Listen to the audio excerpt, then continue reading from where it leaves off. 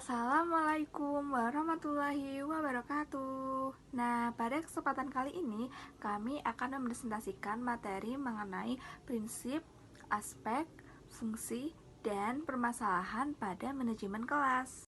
Sebelumnya perkenalkan kami dari kelompok 3 dengan nama anggota sebagai berikut. 1. Sarah Prihatin dengan NIM 140 141 9142. 2. Happy Nur Habibah dengan NIM 140 141 9145. 3. Sinta Aprilia dengan NIM 140 141 9150.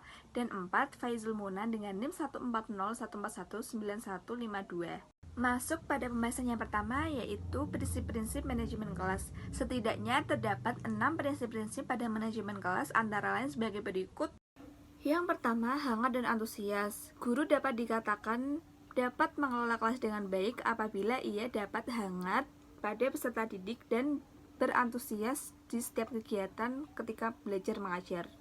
Yang kedua, tantangan. Penggunaan kata-kata, tindakan, cara kerja, atau bahan-bahan yang menantang akan meningkatkan gairah pada peserta didik sehingga dapat mengurangi aktivitas menyimpang. Yang ketiga adalah bervariasi. Variasi yang dimaksud adalah model pembelajaran atau media yang digunakan pada pembelajaran oleh guru. Nah, penggunaan media pembelajaran yang bervariasi dapat meningkatkan aktivitas siswa sehingga ia dapat aktif dalam kelas dan tidak menimbulkan kebosanan dalam pembelajaran. Yang keempat adalah keluasan. Keluasan tingkah laku guru dalam mengajar. Yang keempat adalah keluasan. Keluasan tingkah laku guru dalam pembelajaran dapat mencegah kemungkinan terjadinya gangguan pada peserta didik dalam belajar mengajar sehingga terjadinya iklim belajar mengajar yang efektif. Yang kelima, penekanan pada hal-hal yang positif. Penekanan hal-hal yang positif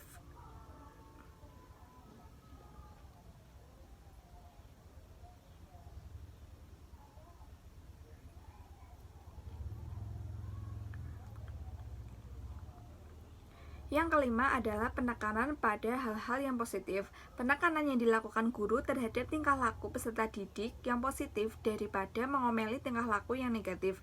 Penekanan tersebut dapat dilakukan dengan pemberian penguatan yang positif dan kesadaran guru untuk menghindari kesalahan yang dapat mengganggu jalannya proses belajar mengajar.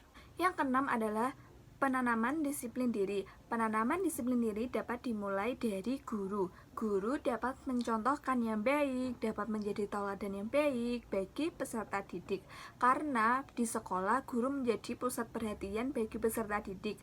Apabila guru dapat menginginkan peserta didik mempunyai disiplin yang baik dari segala hal, maka dimulai dari mencontohkan, menjadikan guru yang baik untuk peserta didik.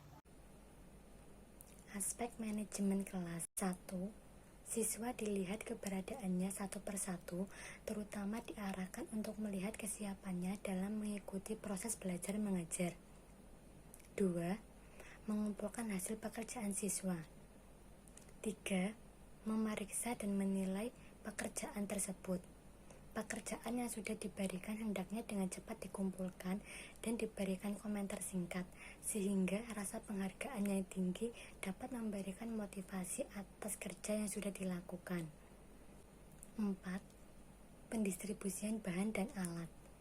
Apabila ada alat dan bahan belajar yang harus didistribusikan, maka secara adil dan proporsional, setiap siswa memperoleh kesempatan untuk melakukan praktik atau menggunakan alat dan bahan dalam proses belajarnya.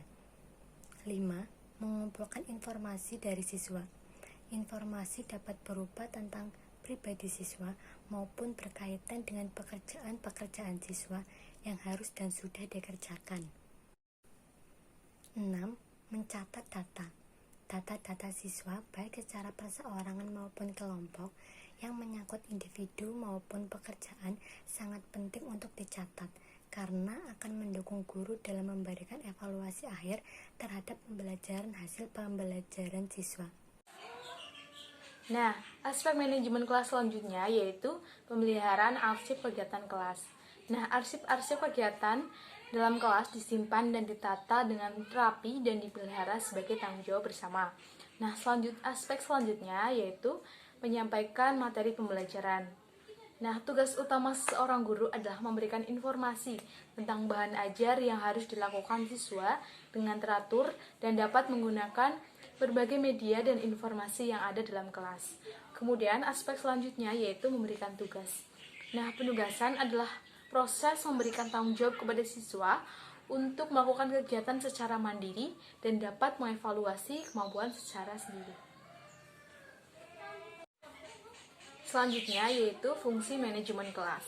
Fungsi manajemen kelas dalam penerapan fungsi-fungsi manajemen yang diaplikasikan dalam kelas oleh guru untuk mendukung tujuan pembelajaran yang akan dicapai, yaitu yang pertama ada perencanaan.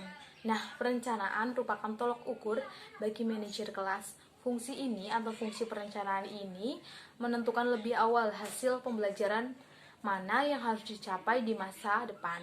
Kemudian, fungsi yang kedua yaitu pengorganisasian. Nah, pengorganisasian ini dapat digambarkan sebagai penciptaan mekanisme untuk mengimplementasikan perencanaan yang dibahas sebelumnya. Kemudian, fungsi yang ketiga yaitu kepemimpinan. Nah, memimpin rencana harus diubah menjadi realitas. Dia akan memberikan arah untuk memastikan bahwa tugas-tugas yang diperlukan secara efektif. Kemudian, kepemimpinan itu membutuhkan fungsi bahwa manajer memungkinkan orang lain untuk melaksanakan tugas mereka secara efektif. Nah, fungsi yang keempat yaitu fungsi pengawasan. Dalam merencanakan pengajaran atau kegiatan, pendidik harus memutuskan mana hasil belajar yang harus dicapai. Nah, penggunaan mekanisme pengawasan ini untuk memeriksa apakah hasil terrealisasi dengan baik. Selanjutnya yaitu permasalahan dalam manajemen kelas. Nah, adapun 7 permasalahan dalam manajemen kelas yaitu yang pertama, masalah yang ada dalam wewenang guru bidang studi. Selanjutnya yang kedua yaitu masalah yang ada dalam wewenang sekolah. Yang ketiga, masalah-masalah yang ada di luar kekuasaan guru dan sekolah. Permasalahan yang keempat yaitu tingkat penguasaan materi oleh siswa di dalam kelas. Dan yang kelima, fasilitas yang diperlukan, misalnya seperti alat, media, bahan, tempat, biaya, dan lain-lain. Yang keenam, kondisi siswa, misalnya siswa yang kelihatan sudah lesu dan tidak bergairah dalam menerima pembelajaran. Hal ini dapat mempengaruhi situasi pembelajaran. Nah, permasalahan yang ketujuh yaitu teknik mengajar guru. Seperti halnya dalam memberikan pengajaran kurang menggairahkan suasana dalam menjemukan. Mungkin itu saja yang bisa kami disampaikan. Kurang lebihnya kami mohon maaf. Ini adalah kupat wonten ing pura, wabillahi